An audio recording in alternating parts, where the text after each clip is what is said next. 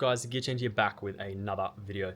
And in today's video, I'm going to be installing some Ramjet headers on my Holden Commodore SSV Ute. I'm not too sure how long this is going to take, or if it's going to be a simple install or a not so simple install. So I thought I'd just record the whole thing as a video and try and capture as much as I can from start to finish and let you guys know how I go. Now, if you do want to attempt a job like this at home, you'll probably be using jack stands. I have quick jacks that are pretty much featured in most of my recent videos, which should make it a bit easier on my behalf. But again, you know, I might have issues with some of the bolts or things like that, but we will see how we go. So let's get stuck into it. All right, so the room is a bit of a mess still, unfortunately. I'm working through it slowly but surely. Here is the engine, and these are the factory headers just down and in here. So I've got my Ramjet headers, they're just in the other room there, but yeah, the goal is to get the Ute lifted up at its maximum height, obviously without sort of touching the fan. Once I've got enough height and clearance, I want to disconnect it from the sort of cats just down and in there. Take the oxygen sensors off, or O2 sensors, carefully. Then I'll obviously take all the spark plug leads and spark plugs themselves out carefully. Once I've disconnected all that and obviously disconnected the battery as well, I can then start to try and make my way to some of these bolts and loosen the headers. So yeah, let's get the car lifted up. All right, so yesterday I had a bit of a mishap with the lifts. They were playing up a little bit, so I didn't get a chance to actually get the car up or make a start. So thought I would sort of start fresh and let you guys know where exactly I am at. So the battery has been disconnected. The spark plug leads have been pulled off and the spark plugs have been taken out. Now, the spark plug leads, if they're the factory ones like I've got just down here, are pretty easy to remove. You basically just carefully sort of twist and pull from the rubber end here on an angle, and they'll just sort of pop right off. One of the spark plug leads, wherever it is, was a sort of, I don't know, direct replacement silicon one, and it was a little bit trickier because it didn't have any sort of spring loaded system, so it was a bit tricky. But all the others were the factory ones. Yeah, not exactly in the greatest condition. These have been probably needed to be replaced for quite a while. The spark plugs, yeah, they're not looking too good, even though the main thing for this video is obviously the header install. I have bought new spark plugs, I've bought new leads as well.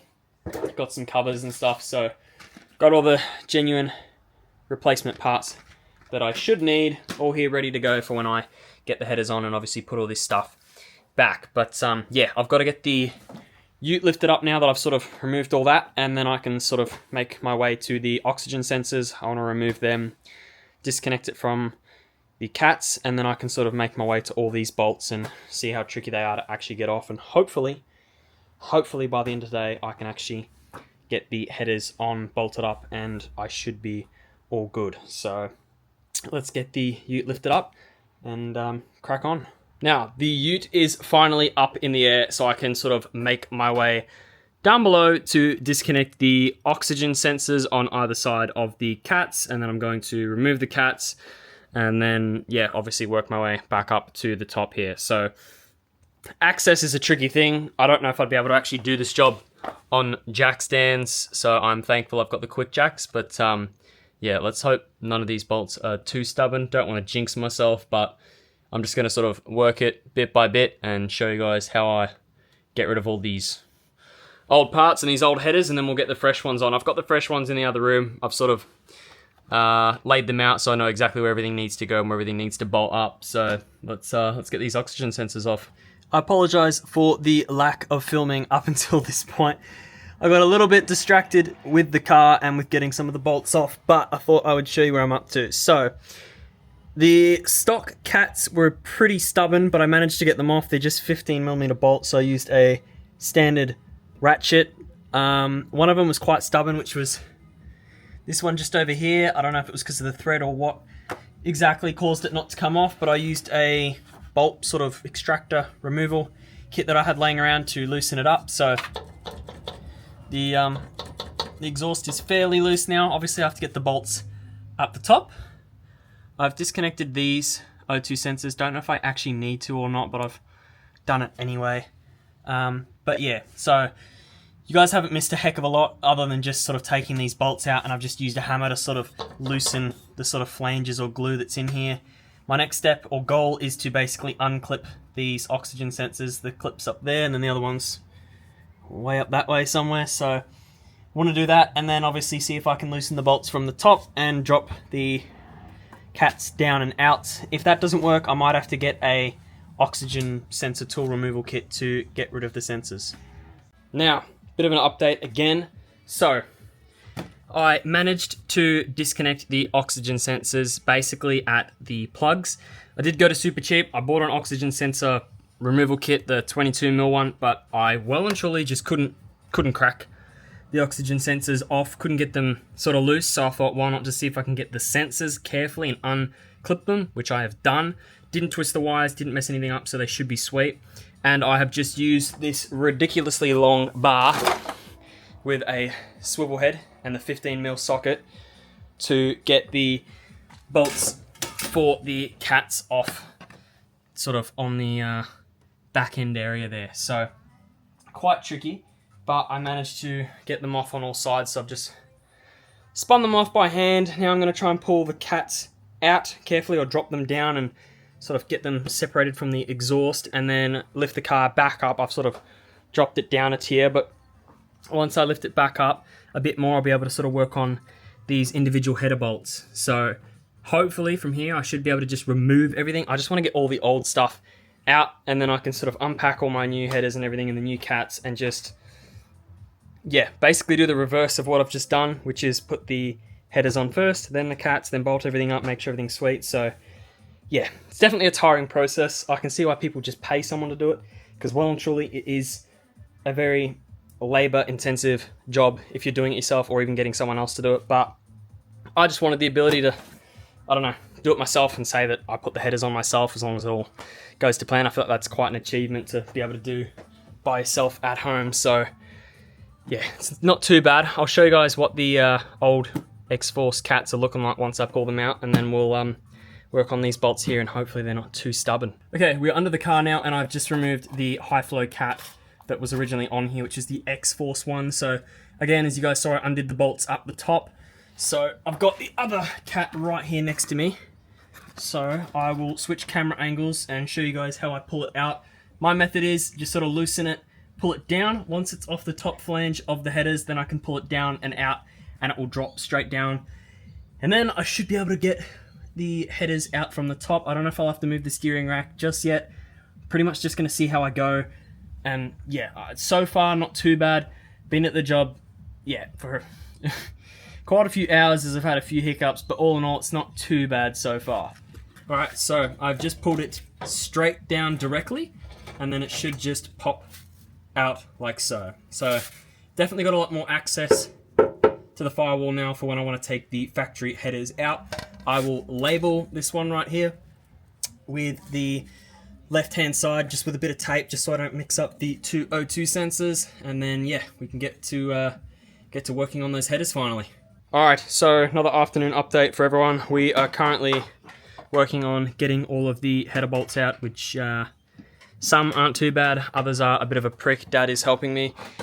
Had a bit of an issue with the O2 sensors, got one of them out from the old cats, but the other one didn't want to sort of budge. But in all honesty, they were pretty worn out. There was a lot of carbon deposits on them, so I think changing them over to some new ones was good.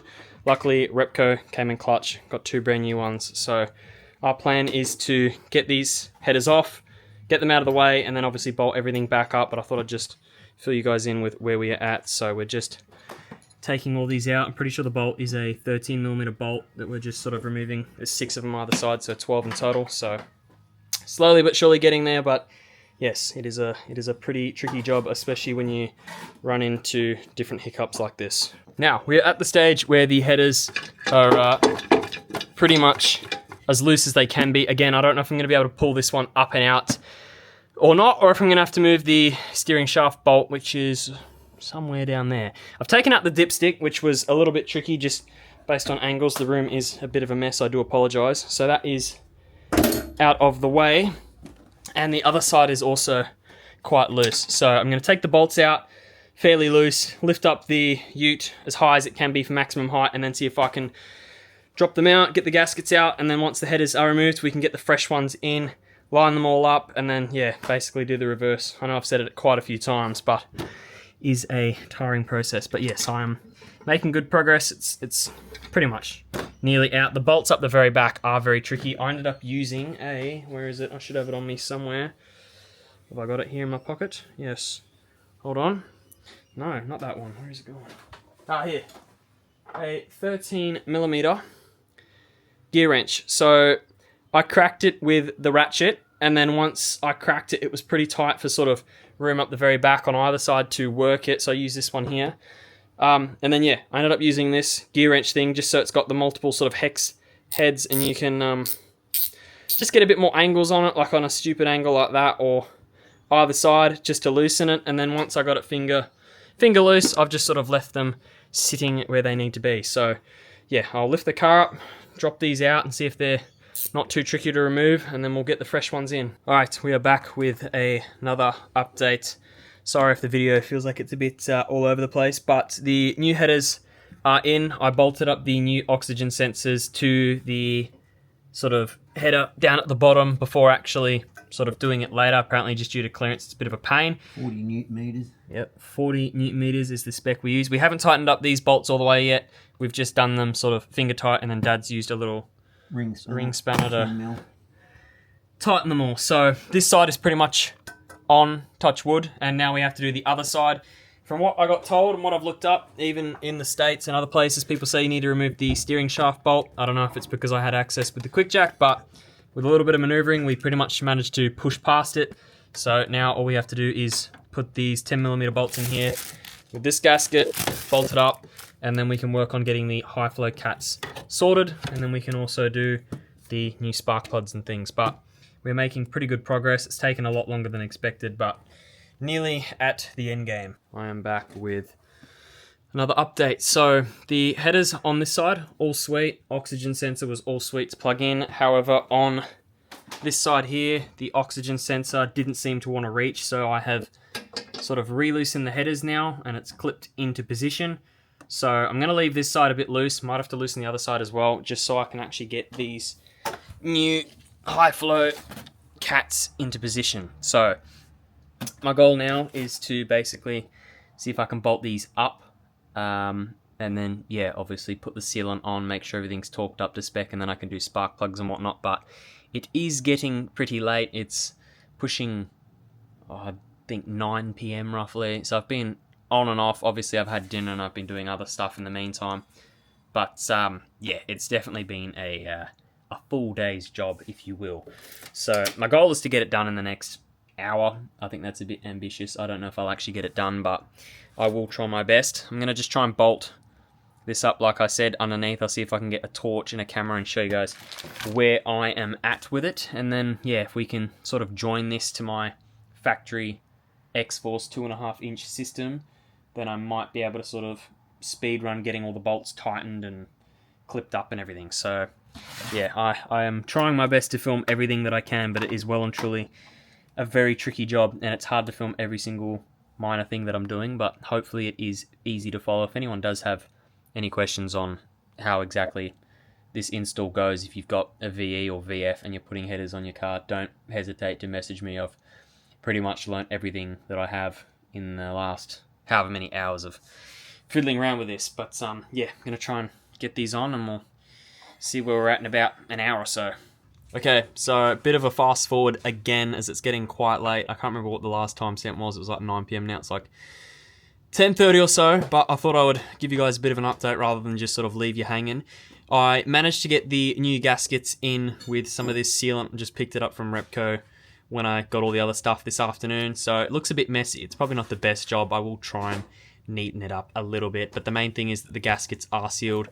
I have tightened them all up, so there shouldn't be any exhaust leaks or anything like that. It's the same on the other side, so there's no real point showing you the other side. They're both a little bit messy, but the cats are on. They are hooked up to the X-Force system that runs down the back. So next plan is to just finish tightening the headers at the top. Then I can put the sparks in, then I can put the new spark plug leads in turn the Ute on and get it the heck out of this damn room before I go to bed, because it has been a very long day, very tiresome day. Should be quite rewarding once I hear the first startup, but yeah, not entirely finished yet, but I will record once I get up tomorrow morning and I've got a fresh update for you all.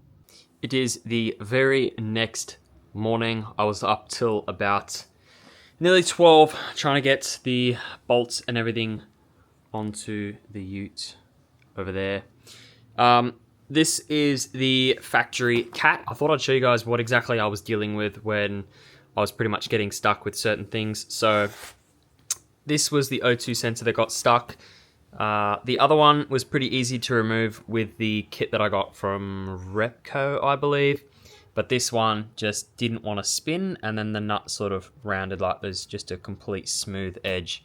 So it didn't want to come out. But in all honesty, I'm pretty sure these are the original O2 sensors. They were pretty worn. You know, even if I gave them a really good clean, it wouldn't be anything like the brand new ones that I just put in. So yeah, remove them. Put new ones in with the new cats. I have just finished putting the new sleeves on to the spark plug leads. I'm probably going to pull some of them up a little bit more like that one there. But yeah, I got these little heat shields online just to sort of put over the leads, because obviously the headers are sort of touching a little bit there. So I thought I'd rather be prepared than not prepared. But yeah, the headers are on. I've torqued everything up to spec like I need to. I just need to double check the cats below to make sure they are torqued up to spec and that nothing is sort of touching or rubbing on either side. I did start it last night just to get it out of the spare room, but it was a bit hard to actually tell if anything was making noise or if it wasn't making noise. But yeah, all in all, I'd say it is definitely a tricky install, but I'm glad I did it. It was a massive learning curve being able to sort of do something like this and just have a crack, really. I've done quite a few different installs on my XR5 Turbo over there, but nothing to this extent. This is probably one of the biggest jobs I reckon I've ever decided to take on. But yeah, let's finish up tightening these bolts, and then I'll give you guys a bit of a start and we'll see how she sounds.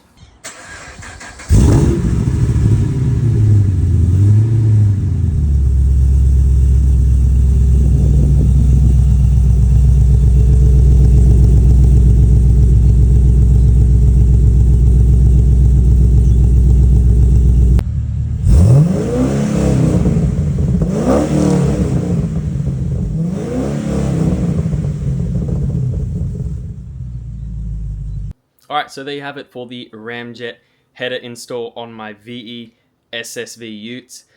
I hope you guys enjoyed, and I hope it was fairly easy to follow. I have sort of gone through all the clips and sort of put them together bit by bit. If there's anything that you feel like I missed, or there's anything you guys sort of want to ask about the install, feel free to leave a comment below. I'll have pretty much all the answers on how I approached it and what I did.